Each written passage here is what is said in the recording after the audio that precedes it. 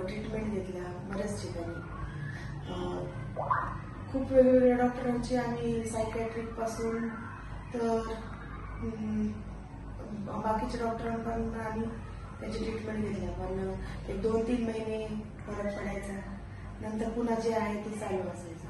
आणि अशी जवळजवळ 5-6 वर्ष निघून गेली, पण काहीच फरक नाही पडला.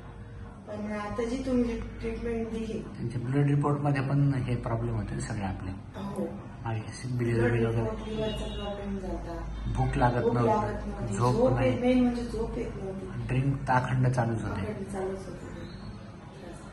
पण आता हे ट्रीटमेंट सुरू केल्यापासून सगळं सुरळीत व्यवस्थित. तुम्ही पहिल्यांदा माझ्याकडे वाटतं 21 सप्टेंबरला आले होते आणि आज आता 16 नोव्हेंबर आज, म्हणजे 2 महिने म्हणू आपण. 2 महिने. तर 2 महिन्यामध्ये आपण औषधे घेतले आणि आता तुम्हाला फरक काय काय? फरक म्हणजे अगोदर ॲलोपॅथीचे 4-4 गोळ्या घेतल्या तरी झोप येत नव्हती. व्यवस्थित झोप, व्यवस्थित जेवण, सगळं रुटीन व्यवस्थित, प्राणायाम योगासन पण करतात आता का? हो. आणि तुम्ही जे जे सांगितलं ते सगळं ते फॉलो करतात. जेवणाचे म्हणजे मी स्वप्नात पण विचार नव्हता केला की यांच्यामध्ये एवढा बदल होईल. आणि तुमच्यामुळेच.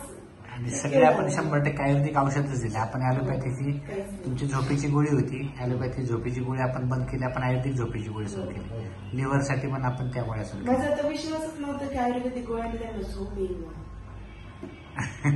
कारण अशी फाईल आहेत आमच्याकडे मॅडम ॲलोपॅथी झोपेच्या गोळ्याच्या त्याच्या सगळ्या झोपेच्या, ऍडिक्शनच्या, ते सगळं त्यांना अल्कोहोलचे विड्रॉल सिम्पटम ते व्हायचे त्याच्या. पण ह्या ट्रीटमेंटचे विड्रॉल नाहीत, काहीच नाही. कारण आपण काय केलंय, हे औषधच. आता मी स्वतः डॉक्टर आहे, मी स्वतः जसं आपण मुळव्याधीच्या हॉस्पिटलमध्ये बसलो हे प्रॉडक्ट रिसर्च केले. आता मला एक गोष्ट कळली की आयुर्वेदामध्ये ताकद आहे. हे अभ्यास करताना, काम करताना, की हे ह्याच्या पुस्तकात वाचलं. आता हे पुस्तक आहे माझ्यासमोर, हे पुस्तक मी 92 पासून वाचतो. ह्याच्या माझ्याकडे आता 2 प्रती झाल्या, पहिली फाटल्यामुळे. तर हे वाचायचो. मग झोपेची गोळीला ॲलोपॅथीमध्ये तुम्ही जे सांगता तो प्रॉब्लेम आहेच. म्हणजे काय की ॲलोपॅथीच्या झोपेची गोळीनी आपल्या ॲलोपॅथीबद्दल काही आकच नाहीये, पण त्याने आजार नाही बरा होत. आपण जी झोपेची गोळी विचार केली त्याने 3 गोष्टी होतात.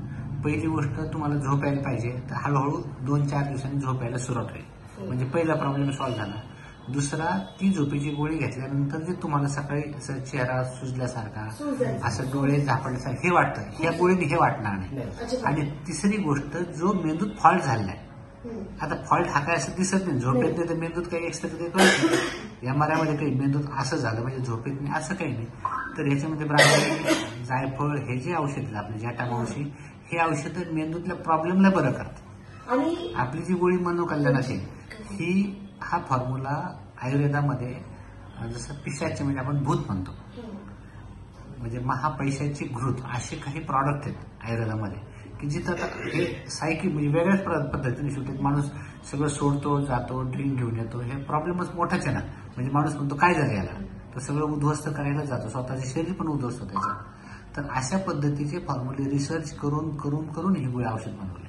आणि हे औषध तुम्ही जे म्हटलं विड्रॉल सिम्पटम, हे औषध इतकं सेफ आहे.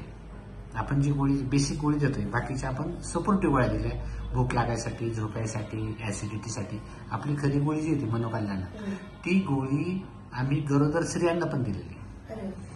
ज्या बाईचे 2 प्रेग्नन्सी राहिली, ज्या बाईची डिलिव्हरी झाली, बाळाचं एक्सपायर झालं का तर मेंदू नव्हता, दुसरी डिलिव्हरी झाली, मेंदू नव्हता, एक्सपायर झाली, 2 डिलिव्हरी झाले. आता मोमेडियन समाजामध्ये बऱ्याच वेळेस आपण कसं सोनोग्राफी वगैरे करतो, तसं ते झालं प्रेग्नन्सी झालं. तिसऱ्या वेळेस आपण ज्यांना औषधे देतो, आपले जे डॉक्टर घेतात, त्या डॉक्टरांनी त्यांच्याकडे ते घेतले, त्यांनी कुछ बाहेर का होगा, 2 वेळेस फक्त मेंदू नाही बाकी सगळे, पण त्यांना वाटलं कुछ बाहेर का होगा. मग ते डॉक्टरकडे गेले, मग त्या डॉक्टरने ही गोळी दिली, ही दिल्यानंतर त्यांना पूर्ण 9 महिने गोळी दिली, 9 महिने 8 महिने जे काही दिले. त्याच्यानंतरची प्रेग्नन्सी 6 महिन्याचं बाळ कडेवर घेऊन ते त्यांच्याकडे गेले.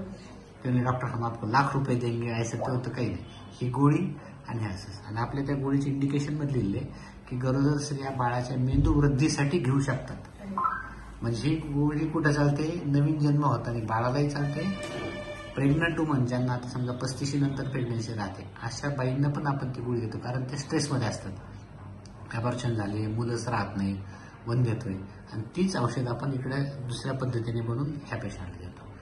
म्हणजे त्याच्यामुळे ही गोळी जर गरोदर स्त्रियाला सेफ आहे तर विड्रॉल सिम्पटम यायचा प्रश्नच नाही.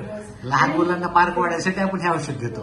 म्हणजे एकच गोळी औषध आपण इतक्या ठिकाणी नाही, देतो. आणि त्यांचं वागणं बोलणं खूप बदल झाला होता. ते राहिलेच नव्हते पहिल्यासारखे. गोंधळल्यासारखे व्हायचे, व्यवस्थित बोलणं नाही, कोणाशी व्यवस्थित वागणं नाही. तर ते अगदी 10 वर्षापूर्वी जसे होते अगदी 2 महिन्यात तसे नाही. वापस भेटले तुम्हाला. 2च महिने त्यांचं बोलणं वागणं सगळं भूक लागणे आता पहिल्यासारखं झालंय. दूध तुम्ही चिडचिड बंद झाली. दूध आयुष्य दुधातून त्यांचा संबंधच नव्हता. आणि आता दूध तूप वगैरे मस्त घेणं चालू आहे. व्यवस्थित